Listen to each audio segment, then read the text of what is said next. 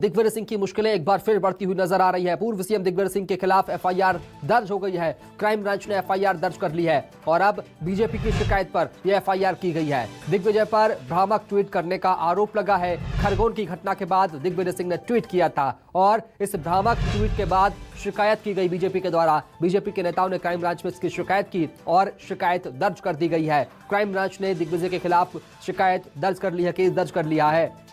BJP के द्वारा शिकायत की गई थी, उसके बाद दिग्विजय सिंह के खिलाफ केस दर्ज कर लिए गए। तस्वीर आपको दिखा रहे हैं, एफआईआर की कॉपी आपको दिखा रहे हैं। दिग्विजय सिंह के ट्वीट पर अब सियासी संग्राम देखने को मिल रहा है। ट्वीट पर सियासी बवाल मचा हुआ है। खरगोन की घटना के बाद ट्वीट किया था और बिहार की तस्वीर को मध्य प्रदेश की तस्वीर बताया था और इस तस्वीर के सामने आने के बाद उन्होंने इसे डिलीट भी कर दिया। दिग्विजय सिंह के ट्वीट के बाद बीजेपी ने मोर्चा खोल दिया और क्राइम ब्रांच के एफआईआर दर्ज कर ली है। बीजेपी ने इसकी शिकायत की थी। विश्वास सारंग ने ट्विटर इंडिया को पत्र लिखा है और इस पत्र में इस बात का जिक्र किया है और पराग अग्रवाल से इस बात का जिक्र किया है कि दिग्विजय सिंह के ट्विटर हैंडल को सस्पेंड किया जाए। इधर तस्वीर आपको दिखा रहे हैं कि एफआईआर की कॉपी है। दूसरी तस्वीर जिसमें बीजेपी ने दिग्विजय सिंह की शिकायत की थी। बीजेपी के कार्यकर्ता, बीजेपी के विधायक रामेश्वर शर्मा खुद क्राइम ब्रांच थाने पहुंचे थे और वहां जाकर शिकायत दर्ज कराई थी। इस पूरे मामले में फिलहाल एफआईआर हो गई है। एफआईआर की कॉपी आपको दिखा रहे हैं और दूसरी तस्वीर उस वक्त की है जब बीजेपी के नेता भोपाल में क्राइम ब्रांच थाने पहुंचे थे। पूर्व सीएम दिग्विजय सिंह की मुश्किलें एक बार फिर बढ़ती हुई नजर आ रही है। बीजेपी की शिकायत पर एफआईआर दर्ज हो गई है और राजधानी भोपाल चलेंगे, सहयोगी शब्बीर अहमद से बात करेंगे। शब्बीर, एक बार फिर दिग्विजय सिंह की मुश्किलें बढ़ती नजर आ रही है। एफआईआर दर्ज कर ली गई है, किन किन बातों का जिक्र शिकायत में किया गया था? शब्बीर अहमद।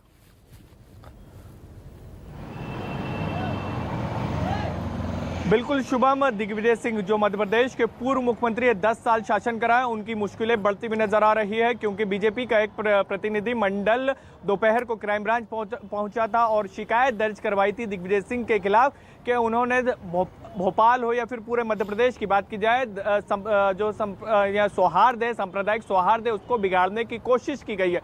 और इसी के बाद देर शाम को क्राइम ब्रांच ने इस पूरे मामले पे पहले जांच करी करीब 3 से 4 घंटे और उसके बाद उनके ऊपर एफआईआर दर्ज कर ली गई है। शुभम, जहां तक एफआईआर की बात की जाए, किन धाराओं में एफआईआर दर्ज की गई तो 58/22, 153 ए, 294। ठीक है, हमारे साथ में एमपी सरकार के गृह मंत्री नरोत्तम मिश्रा जुड़ चुके हैं। सर, स्वागत है आपका न्यूज़ 24 मध्य प्रदेश छत्तीसगढ़ में।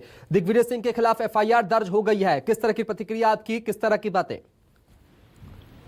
उन्होंने जो कृत्य किया था वो अच्छा नहीं था। समाज के अंदर विद्वेष फैलाने वाला जी, शांति भंग करने वाला जो उनका कृत्य था, कहीं का फोटो कहीं लगा के उन्होंने मुख्यमंत्री का उल्लेख कर दिया, खरगोन का उल्लेख कर दिया। ये अच्छा नहीं था जी। और ये ऐसा नहीं पहली बार उनने किया हो, स्वभाव बन गया है उनका। एक पाकिस्तान का पुल भोपाल के आरोपी से जोड़ दिया था। ये अच्छे नहीं है ये वाली कृत्य। ये एक्चुअल में टुकड़े टुकड़े गैंग की जो स्लीपर सेल होती है ना, उसके काम है, ये इनके काम नहीं है। मामले की जांच आप कराएंगे? सरकार में गृह मंत्री हैं आप, मामले की जांच आप कराएंगे? इसमें जांच की हुई है कि उन्होंने किया है ट्वीट, उनके ट्विटर हैंडल से हुआ है, उनका नाम है, पता है उसमें। आगे क्या कार्रवाई, क्या स्टैंड होगा सरकार का? अभी कायमी हुई है, आगे की कार्रवाई भी होगी। दिग्विजय सिंह के खिलाफ कानूनी धाराओं में आप मुकदमा दर्ज कराएंगे चूंकि आईटी एक्ट का मामला इसमें बनता है? कराएंगे नहीं, कर चुके हैं। क्राइम ब्रांच भोपाल में रजिस्टर्ड हो चुका है केस। जी, एक संदेश देने की कोशिश आप करेंगे कि यह फैसला नजीर साबित हो जाए उन सियासी नेताओं के लिए भी जो इस तरह के उन्माद फैलाने की कोशिश करते हैं? जी बिल्कुल करेंगे।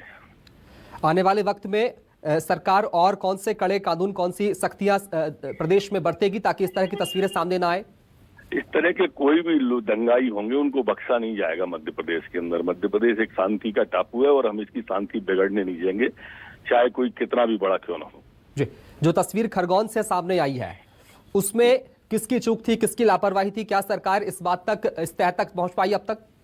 हाँ पहुंच पाई है, वो तो स्पष्ट विजुअल फुटेज दिख रहे हैं, फोटो है उसमें। कोई ऐसा थोड़ी, आपके चैनल पे भी चले हैं फोटो, पत्थर फेंकने वालों के, दंगाइयों के फोटो तो चले हैं सभी चैनलों पर। जी ठीक है, बहुत शुक्रिया सर बातचीत करने के लिए, अपना कीमती वक्त हमें साझा करने के लिए। शब्बीर अहमद के पास चलेंगे, राजधानी भोपाल। शब्बीर, नरोत्तम मिश्रा अभी खुद कह रहे थे कि एफआईआर दर्ज हो गई है और कार्रवाई सरकार करेगी। आने वाले वक्त में क्या एक बड़ी गाज दिग्विजय सिंह पर गिरती नजर आ रही है?